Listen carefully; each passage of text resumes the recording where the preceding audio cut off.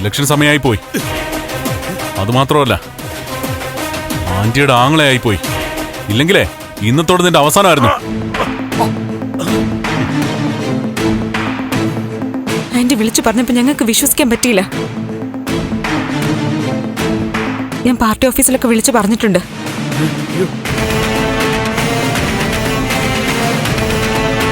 നന്ദു, നമുക്ക് ഇറങ്ങാം.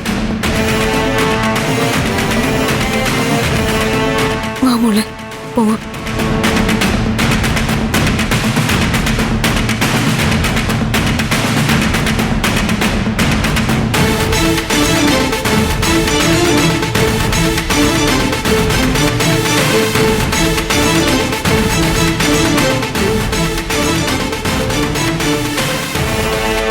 VDF സ്ഥാനാർത്ഥി ദേവികയുടെ അനുജത്തി ശാരികയെ തിരിച്ചു കിട്ടിയിരിക്കുകയാണ്.